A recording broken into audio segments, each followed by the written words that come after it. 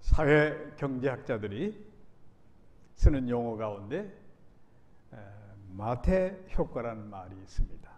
이 마태 효과란 부자는 더욱더 부해지고 가난한 사람은 더욱더 가난해지는 부익부 빈익빈에 관한 현상을 사회적 용어로 씁니다. 이 용어를 처음 쓴 학자는 미국의 사회학자 로버트 모슨이라는 교수인데, 이분이 신약성경 마태복음 25장 29절 말씀, 우리가 잘 아는 말씀이죠. 무릇 있는 자는 받아 풍족하게 되고 없는 자는 그 있는 것까지 빼앗기리라.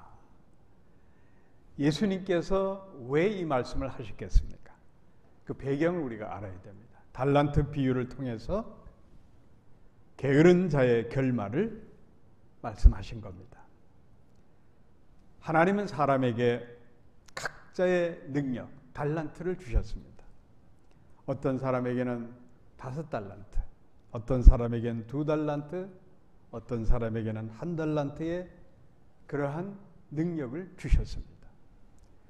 각자 자기 재능에 따라 5달란트 받은 사람은 달란트 비유에 나오는 대로 5달란트 더 만들어서 주인한테 내놓으면 되고, 2달란트 받은 사람은 2달란트 더 내서 4달란트 내놓으면 되고, 1달란트 받은 사람은 1달란트 더 해서 2달란트 주인이 돌아왔을 때 내놓으면 됩니다. 그런데 여기서 중요한 초점은 달란트 비유에서 1달란트 받은 사람이 문제인 겁니다. 아마 주인이 볼 때 그 종은 1달란트를 주면 겨우 어렵게 1달란트 마련할 것이다 라고 보고 1달란트 줬습니다. 그런데 이 1달란트 받은 종은 이것마저도 땅속에 파묻어 두고 주인이 왔을 때 그냥 꺼내냅니다. 그때 주인은 질책합니다. 이 악하고 게으른 종아, 나는 심지 않은 데서 거두고 해치지 않는 데서 모으는 줄 내가 아느냐? 바깥 어두운 곳에 이를 갈며 슬피 울리라. 이렇게 내칩니다. 이것은 무슨 영적으로 보면은 지옥불에 던져진다는 얘기입니다. 자, 나태하고 게으른 1달란트 받은 종. 여기서 우리는 분명한 사실 하나를 깨달아야 됩니다. 악한 것하고 게으른 것하고 동료예요, 여러분. 예? 게으른 사람은 악한 것과 동일할 수 있다는 겁니다. 왜 사람은 게을러질까? 육신이 편안하기 위해서 그럽니다. 영어로 말하면 the comfortable life, 편안하게 살고 싶은 마음. 이게 사람의 본능입니다. 그래서 안주함을 사람들은 찾습니다. 그런데 여러분, 아담이 선악과의 범죄 후에 하나님은 그에게 하나님의 심판을 말씀합니다. 너는 이제부터 이 편안히 먹고 즐기며 마음껏 누렸던 에덴 동산에 더 이상 거할 수 없다. 하나님 에덴 동산에서 아담을 쫓아내시고 가시 엉겅퀴가 나오는 그야말로 광야에 보냅니다. 그리고 하나님은 분명히 아담에게 말씀합니다. 내 이마에 땀이 송골송골 맺히는 그런 땀 흘린 대가로 이제 먹고 살게 된다. 그러니까 편안히 살 생각하지 마라. 우리의 원죄의 대가가 땀 흘려 수고하며 애쓰고 살 수밖에 없는 결과라는 사실을 우리는 인식해야 되는 겁니다. 그래서 우리가 편안히 먹고 마시고 일 안 하고 편안히 먹고 마시는 것, 그게 하나님의 뜻이 절대 아닙니다. 우리는 수고해야 됩니다. 자, 여러분, 이 세상 어느 누구도 수고해서 얻은 소산 그것 갖고 다 살게 되는데, 그러면 어떤 친구가 이렇게 말합니다. 목사님, 금수저를 물고 태어난 부잣집 아들, 딸들은 일 않고도 잘 살더구만요. 무슨 이유로 거기에 대해서 답하겠습니까? 글쎄 옵시다. 특별히 제가 답할 건 없고, 만약에 젊은 친구가 그런 질문을 나에게 한다고 하면 그럼 자네가 금수저를 물고 태어나면 되는 거네 라고 밖에 할 대답이 없어요. 여러분. 자, 여러분 내 개인의 인생 한번 생각해 보세요. 우리가 아버지 어머니가 예약해서 내가 이 땅에 태어난 거 아니잖아요. 여러분. 한번 생각해 보세요. 내가 이 땅에 태어난 것은 어떤 예약돼서 계획에 따라 태어난 게 아니에요. 여러분. 우리는 그냥 내쳐진 거예요. 세상에. 이 세상에 내쳐진 겁니다. 그래서 철학자 쇼펜하우어 그런 말을 했습니다. 인간이란 내쳐진 존재다. 이 세상에 그냥 던져진 인생이 우리 인생인 겁니다. 자, 그래서 그런지 여러분 아이가 태어날 때 보면은 이 아이가 맨 먼저 하는 게 뭡니까? 자식 난 어머니들은 잘 알죠. 맨 먼저 앙 하고 터지는 겁니다. 여러분. 본능적으로 인간은 이 세상에 내쳐짐과 동시에 세상이 만만치 않다. 살기 힘들다. 그거를 본능적으로 느끼고 앙 하고 우는 거예요. 여러분. 만약에 아이가 울지 않으면 그거 진짜 문제죠.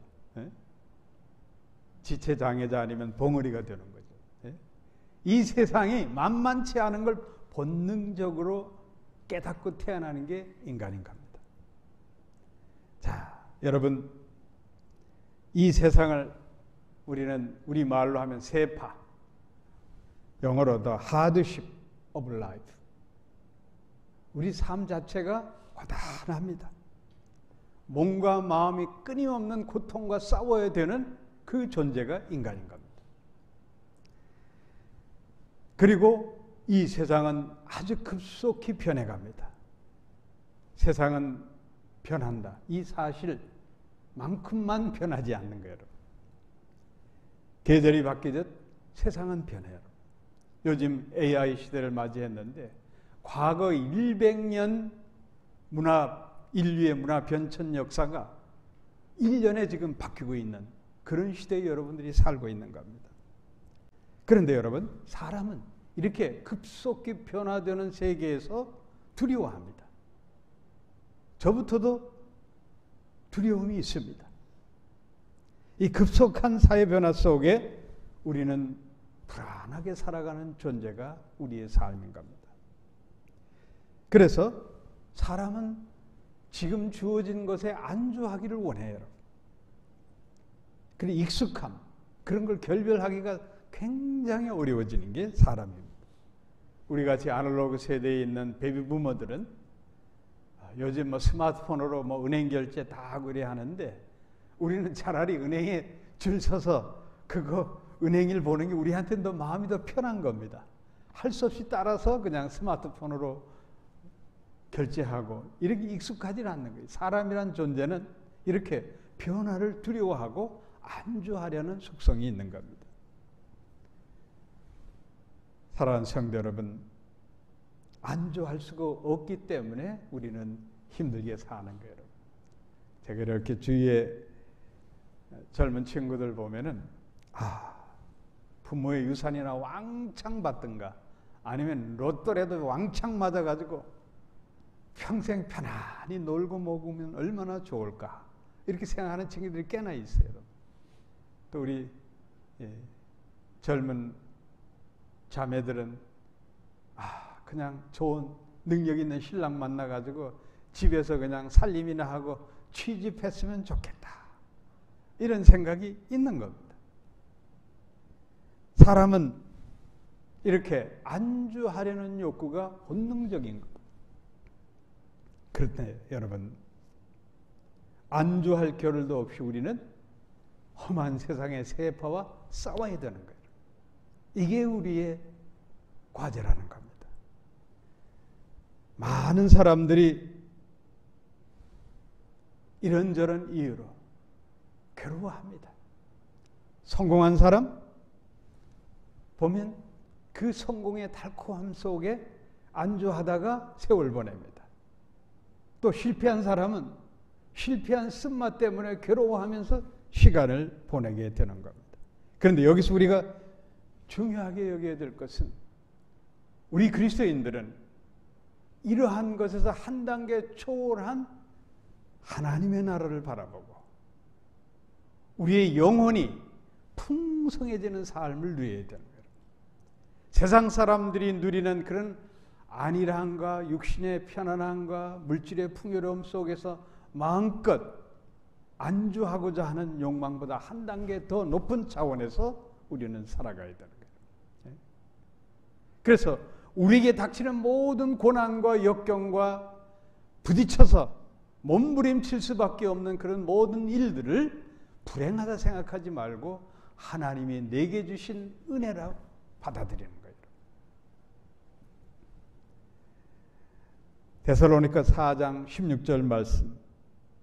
그러므로 우리가 낙심하지 아니하노니 겉사람은 후패하나 우리의 속은 날로 새롭도다. 우리 육신은 늙어가고 또 이래저래 치이면서 망가져가는 겁니다. 그러나 우리의 속심령에 예수 그리스도가 나와 함께 하시는 그 속심령에서 피어나는 영적인 희락을 누리는 게 그게 세상 사람과 우리 그리스도인의 다른 라이프 스타일이에요. 사랑하는 성도 여러분, 성령의 위로하심을 우리는 사모해야 됩니다. 어떤 시련과 마주치더라도 우리는 우리의 속 심령이 성령의 인도하신 가운데 충만함으로 그 모든 고통을 이겨내야 됩니다. 그럼에도 불구하고 우리 마음 한가운데는 늘 근심과 걱정과 고통이 있습니다. 긍정적인 고통을 오늘 사도 바울이 우리에게 말씀하고 있습니다. 오늘 본문 1절에 보면 내게 큰 근심이 있는 것과 마음에 그치지 않는 고통이 있다고 사도 바울이 고백합니다. 여기서 산다는 것 자체가 끝없는 고통인데 사도 바울이 얘기하는 이 근심과 고통은 무엇인가 하면은 자기 동포 히브리 민족이 예수를 안 믿고 거부하니까 저들이 예수를 제발 좀 믿었으면 하는 그 바람이 마음속에 있었던 겁니다. 사도 바울은 어떻게 하면 저들이 예수의 복음을 믿고 구원의 백성이 될까? 그게 평생의 고민이었고 고심하는 마음의 상태였던 겁니다. 자, 여러분, 사람은 고통 가운데 지낼 수밖에 없는 존재입니다. 고난 속에서도 사람은 자신을 돌아볼 수 있는 기회가 되기 때문에 긍정적으로 봐야 됩니다. 우리 아담의 원죄의 대가를 통해서 우리는 가시영광기가 나는 세상에서 개척하며 살아갈 수밖에 없는 그런 존재입니다. 이와 비슷한 내용이 서양 사상의 뿌리가 되는 히랍 신화의 고린토스의 왕 시시포스 이야기가 있습니다. 제우스의 신에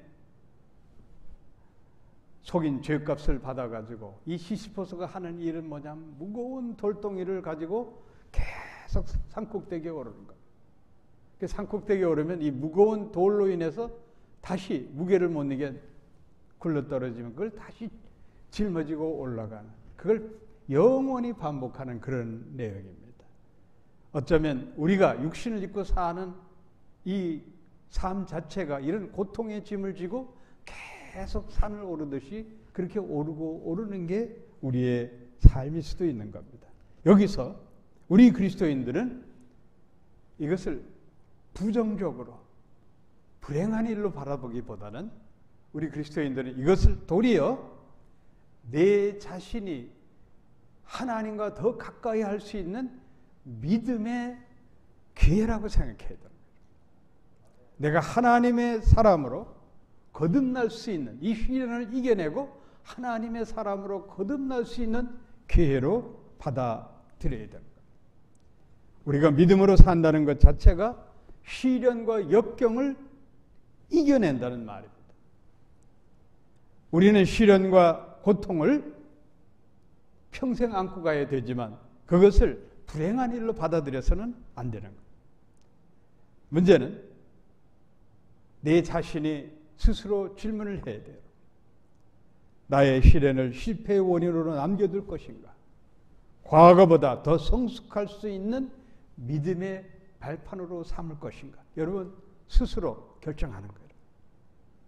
우리 그리스도인들은 맡겨진 사명을 다하는 그날까지 절대 좌절하거나 실패해서 무너질 사람들이 아닌 겁니다. 왜? 하나님이 나와 함께 하시기 때문에.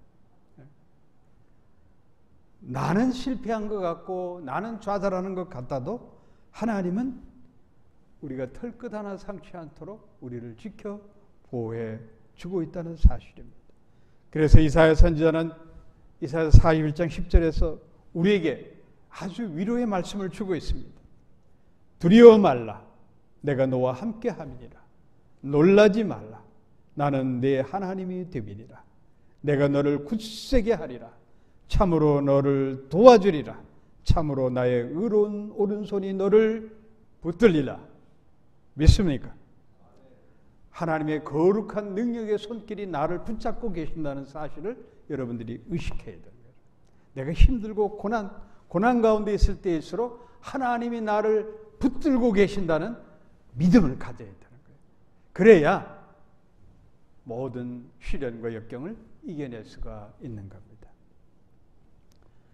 세상 사람들을 보면은 신념 하나로도 세상을 바꿔놓습니다. 하물며 전능하신 하나님을 믿는 우리 그리스도인들이 조금 어렵다고 시련이 온다고 못 견디겠다고 포기해서야 되겠습니까? 평생 2000여 점의 발명품을 만든 토마스 에디슨이 여러 이야기들이 많이 있습니다. 그 중에 재미있는 일화 중에 하나가 우리가 지금 쓰는 이 백열등, 이 전등, 이거에 만든 이야기입니다. 이게 이렇게 불이 들어와야 되는데 이 불을 어떻게 할까 해서 얼음에다가 실을 묻혀서 전기를 넣어서 깜빡 들어오고 안 되고, 이 필라멘트를 만들어야 되는데 여러 방법을 다 동원. 근데 가장 내구성이 좋은 게 대나무였어요. 그래서 이 대나무를 써야 되는데 이 대나무 가운데서도 가장 이 전류를 이렇게 오래 담아서 세워줄 수 있는 게 뭐냐 찾아봤더니 일본의 야와타 대나무였어요. 그래서 에디슨이 그 일본의 태평양을 건너온 그 야와타 대나무를 가지고 백열등을 최초로 만든 거예요. 그래서 사람들이 너무 놀라워가지고 한 기자가 그렇게 물었습니다. 이 백열 전구를 만드는데 몇 번이나 실패했습니까? 그렇게 묻자 에디슨은 빙그레 웃으면서 이렇게 말합니다. 나는 한 번도 실패한 적이 없습니다. 실험에는 실패라는 것은 없습니다. 효과 없는 방법을 알아내는 데 성공했을 뿐입니다. 자, 이게 참 중요해요, 여러분. 어떤 자기에게 주어진 이 무거운 일, 감당하기 힘든 일, 몸부림치며 고민하는 그 일을 우리는 긍정적으로 받아들여야 됩니다. 하나님이 나와 함께 하신다. 내가 너를 붙들리라. 내가 너와 함께 하리라. 하나님의 은혜와 능력을 믿고 끝까지 견뎌내는 겁니다. 한 달란트 받은 종처럼 자기에게 주어진 이 은사까지도 내버려서는 안 되는 겁니다. 우리가 사는 이 지구상에는 82억의 인구가 살아가고 있습니다. 아무리 쌍둥이가 비슷한 것 같아도 여러분 다 달라요. 82억 인구는 각자 다른 겁니다. 여기서 우리는 하나님의 섭리를 깨달아야 돼요. 하나님은 내 생명과 내 인생을 하나밖에 주지 않는 특별한 섭리가 있다는 것. 그렇기 때문에 내 삶과 내 생명을 소중하게 여긴다. 시성게트가 그런 말을 했습니다. 내가 걸은 만큼이 내 인생이다. 그러니까 내 인생, 하나밖에 없는 내 인생을 남이 빼앗아가도 안 되고 또 내가 가볍게 여겨서도 안 되는 겁니다. 한 달란트 받은 종의 실수가 뭐냐? 하나님 주신 그 달란트, 자기에게 준 자기 인생을 그냥 버린 겁니다. 그래서 심판받은 거예요. 여러분 스스로가 나는 이 세상에 하나밖에 없는 소중한 존재라는 것을 인식해야 되는 거예요. 그리고 내게 준 것, 이게 다른 사람과 비교해서 나는 떨어진 것 같고 능력도 없는 것 같고 학식도 부족하고 모든 면에 부족하게 느껴지는 그런 열등감을 벗어나야 되는 거예요. 하나님이 나에게 준 생명, 이 독특한 하나밖에 없는 내 인생, 그걸로 여러분 자존감을 높여야 되는 거예요. 자존심 세우지 마시고 자존감을 높여야 되는 거예요. 사랑하는 성도 여러분, 저는 여러분들의 브랜드를 만들길 바랍니다. 나 최형국, 나의 브랜드가 있어요. 하나님이 내게만 주신 은사가 있단 말이에요. 그 브랜드를 잘 활용해야 돼요. 여러분 그걸 찾아야 되는 거예요. 여러분. 그 세상 사람은 이걸 개성이라고 하는데 하나님 기도 가운데 하나님이 내게 주신 은사를 찾는 것, 그걸 찾아서 가는 게 우리의 믿음 생활이에요. 여러분. 그게 경건 생활에 이어져야 되는 거예요.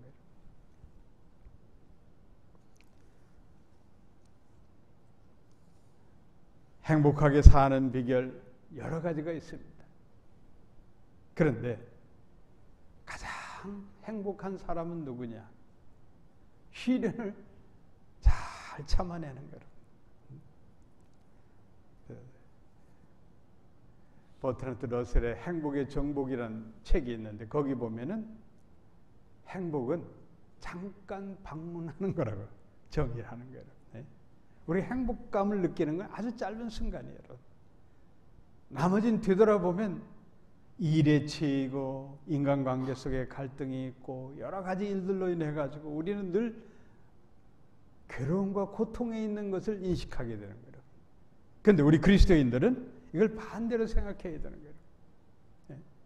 정말 고민해야 될 가치를 가지고 고민할 줄 알고 고통을 의미 있는 고통으로 받아들이고 그렇게 살아가야 되는 게 우리 그리스도인의 삶인 거예요. 오늘 사도 바울이 정말 긍정적으로 고민하는 내용이 본문에 나오는데 자기 히브리 민족 구원을 위해서 그는 얼마나 괴로웠는지 몰라요. 예수님을 십자가에 못 박고 그리고 자기 자신도 실수로 예수 믿는 스데반 집사를 순교하게끔 만들고 그리고 이 사도 바울이 4차에 걸쳐 지중해 연안을 돌면서 복음을 전하게 되는데 이방인의 사도의 역할을 감당하지만 마음 깊은 속에는 늘 자기 동포에 대한 구원을 늘 가슴에 두고 산 사람이에요. 사도 바울이 가는 곳마다 맨 먼저 들린 곳이 유대인들의 회당이에요. 디아포로스 된 유대인들이 흩어져 살게 되는데 가는 곳마다 회당이 있어요. 회당에 가고 회당이 없으면 안식일 날 강가로 가는 거예요.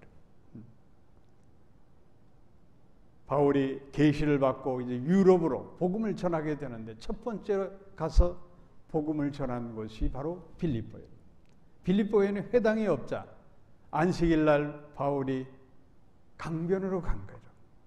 강변에 갔다가 유대인들이 있을 거다 생각하고 강변에 갔다 강변에 빨래하는 여인들을 만나서 루디아라는 여인을 만나서 빌립보 교회가 세워지. 이게 유럽의 최초의 교회가 되는 거예요. 그래서 사도 바울의 심정은 어떻게 하든지 이방인에게 복음을 전하면서도 내 마음 깊은 곳에는 내 동포가 예수를 믿는다면 얼마나 좋겠는가. 예수를 안 믿으니까 오늘 본문 3절에 보면 내가 지옥에 떨어져서라도 내 동포가 예수를 믿는다고 하면은 너무나 좋겠다. 이 고백을 하는 거예요.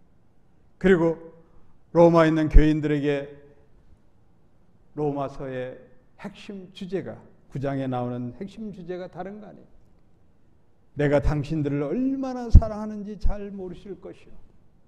나 하나쯤 지옥불에 던져지는 희생을 감수하더라도 로마에 있는 내 동포들이 예수를 믿기 바라오. 그게 바울의 간절한 소망이 로마서 9장에 나옵니다. 1장에서 로마서 1장에서 8장은 구원에 대한 교리를 쭉 설명하고 9장에 이르러서 내 동포에 대한 구원, 그게 아주 실질적으로 바울의 마음을 아주 감동시켜서 고백하도록 그렇게 서신을 보낸 게 로마서입니다. 사랑하는 성도 여러분, 우리는 뭘 갖고 고민합니까? 먹고 사는 문제, 의식주 문제가 크니까 돈벌이, 또 인간관계, 자식들 키우는 문제. 여러분, 당연히 해야 될 일입니다.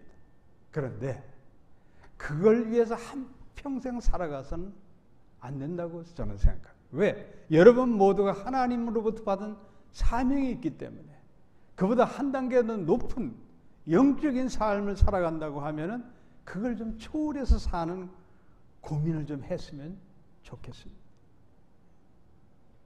보면 인간관계 속에 괴로워서 밤잠을 설치고 또 작은 이권 문제로 그게 내 마음대로 안 되고 손해를 봐서 그런 것 때문에 연연하고 그런 것 마음에 두고 고심하는 것. 네.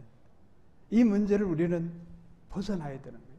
오늘 사도 바울이 말하는 마음에 그치지 않는 고통. 이 헬라 원어 성경을 보면은 endless pain in the mind. 영어로 그렇게 번역됐습니다. 우리에게는 끊임없는 마음의 고통이 있는 거예요. 우리말로 쉽게 제가 고심이라는 말로 표현을 했는데 우리 마음속에 무거운 고심이 있는 거예요, 여러분. 근데 그 고심이 무엇이냐? 이걸 우리는 중요시 여겨야 돼요. 여러분 분명히 알아야 됩니다. 사람은 근심 걱정하는 마음에 고심이 없는 사람 아무도 없습니다. 그런데 문제는 그 마음 속에 있는 고심이 무엇이냐? 그 사람의 고심이 결국 그 사람의 인격이라는 걸 우리는 알아야 되는 거예요. 그냥 먹고 살고 이권에 눈이 어두워서 그냥 아등바등하고 사는 고심이냐? 아니면 영적으로 한 차원 더 높은 차원에서 내가 하나님의 나라를 바라보며 사는 고심인가? 여러분 스스로 자기 자신을 되돌아보길 바랍니다. 무엇을 고심하느냐? 그 사람의 인격입니다. 여러분들은 천국을 사모하며 천국 백성다운 고심을 하기를 주 예수 이름으로 권면합니다. 사랑하는 성도 여러분, 우리는 분명히 알아야 됩니다. 우리가 닥쳐지는 모든 일들을 보면은 너무 괴로운 일들이 너무 많아요. 그래서 청각, 시각 장애되어 있던 헬렌 켈런이 유명한 말을 했습니다. 행복의 한쪽 문이 닫히면 다른 쪽 문이 열린다. 우리가 시련을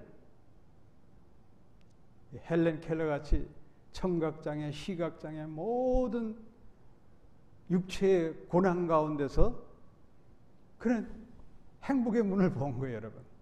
행복의 문 한쪽, 내가 바라는 그 목적, 그것만 바라보다가 그게 닫혀버리면 절망하는 게 인간인데 그러지 말고 또 다른 행복의 문이 열려 있다는 그걸 바라보라는 거예요, 여러분. 우리 그리스도인들의 말로 내게 닥치는 그 시련, 그게 내게 실패가 되든 어떤 고통이 되든 그것이 이루어지지 않았다고 해서 좌절해서는 안 되는 거예요. 하나님께서 예비한 더 큰 미래를 우리는 바라봐야 되는 겁니다. 하버드 대학 심리학과 교수 데니엘 길버트라는 분이 행복에 걸려 비틀거리다. 원 저자의 그 책 제목은 Stumbling on Happiness. 우리는 행복에 걸려서 비틀거린다. 이것을 실질적으로 이분이 연구한 건 다른 게 아니에요. 2250명의 연구 대상자들을 뇌를 촬영한 거예요. 행복할 때의 뇌를 촬영해보고 스트레스 받을 때 뇌를 촬영해본 거예요. 근데 재미있는 것은 사람이 어떤 일에 힘들고 어렵지만 그 일에 집중할 때 오히려 행복 촬영해보면 행복 지수가 넘쳐나는 걸로 나옵니다. 오히려 편안히 먹고 마실 때 오히려 불행한 수치가 더 많이 나타난다.